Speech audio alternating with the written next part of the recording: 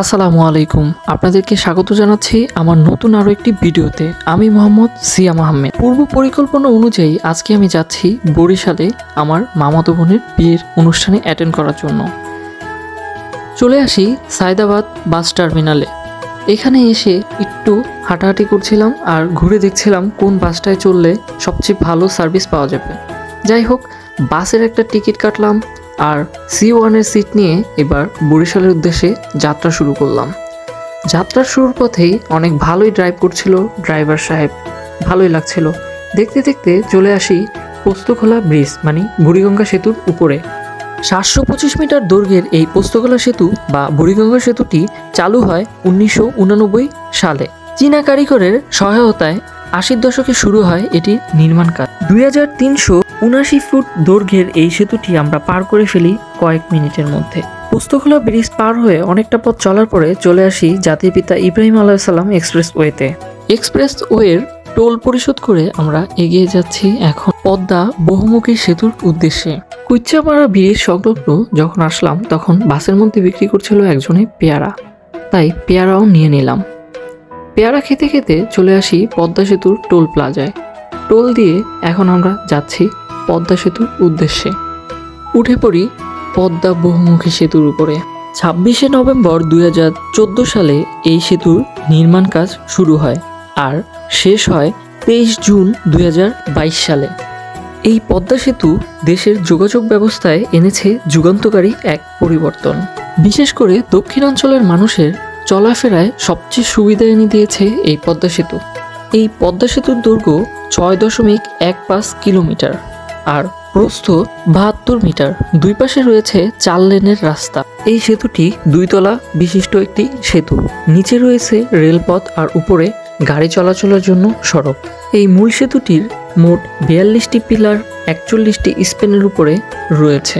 পানির উপরিভাগ স্তর থেকে এই সেতুটির মূল উচ্চতা হলো 60 ফুট, মানে আমরা পদ্মা নদীর উপর থেকে 60 ফুট উচ্চতায় আছি।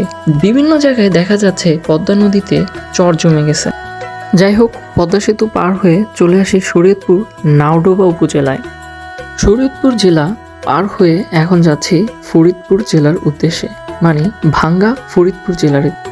প্রকৃতি অনুভব করতে করতে ছুটে চলছি দুরন্ত গতিতে বরিশালের উদ্দেশ্যে। যাত্রাপথে দেখছিলাম কৃষকদের ব্যস্ততা।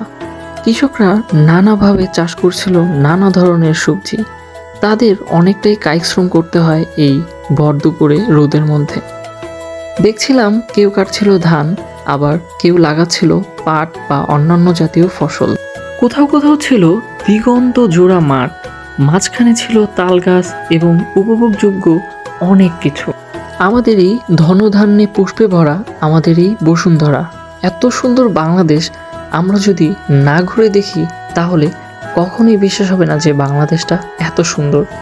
ভাঙ্গা ফরিদপুর জেলা অতিক্রম করে এখন চলে আসছি আমরা মাদারীপুর জেলায়।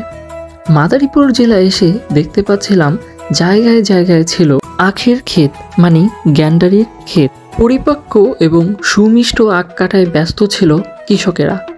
মাদারীপুর জেলা অতিক্রম করছি আর চানাচুর খাচ্ছিলাম।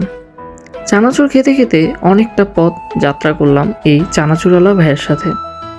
মাদারীপুর জেলাকে বিদায় জানিয়ে চলে আসি বরিশাল উজিরপুর সাকুরা পেট্রোল পাম্পে। এখানে এসে আমাদের গাড়ি তেল নিচ্ছিল আর বলছিল কারো কিছু খাওয়ার থাকলে খেয়ে নিতে পারেন এবং ফ্রেশ হওয়ার থাকলে ফ্রেশ হয়ে নিন। আমি এখানে নেমে ফ্রেশ হয়ে নিলাম এবং আবারও যাত্রা শুরু করলাম বরিশালের উদ্দেশ্যে। এখান থেকে যাত্রা করার কিছুক্ষণের মধ্যেই চলে আসি বরিশাল নতুল্লাবাস, মানে বরিশাল সদর এরিয়ায়। গাড়ি থেকে নেমে এবার আমি কিছু ফলমূল ক্রয় করব নানুবাড়িতে নেওয়ার জন্য। যাই হোক, কিছু ফল এবং অন্যান্য জিনিস ক্রয় করা শেষে এবার আমি চললাম নানুবাড়ির উদ্দেশ্যে রিক্সা যোগে। আলহামদুলিল্লাহ সহি সালামতে চলে আসি নানুবাড়ি। এসে তো দেখছিলাম গায়ে হলুদের প্রস্তুতি চলছে এখানে। গায়ে হলুদের রাত্রের খাবারের আয়োজন চলছিল এখানে, আর এইদিকে প্যান্ডেলও তৈরি ছিল রাত্রের জন্য। সাউন্ড সিস্টেমের ব্যবস্থা ছিল এবং সুন্দর একটা ছোট মোটো স্টেজও ছিল। এদিকে আমাদের পরিবারের সবচেয়ে ছোট সদস্য রেডি হয়ে বসে রয়েছে। সবকিছু দেখতে দেখতে রাত হয়ে যায় আর শুরু হয়ে যায় গায়ে হলুদের অনুষ্ঠান।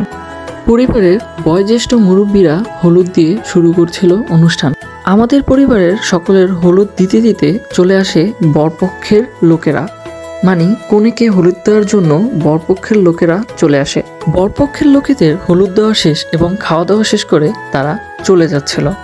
আমরাও এবার বরকে হলুদ দিতে যাব।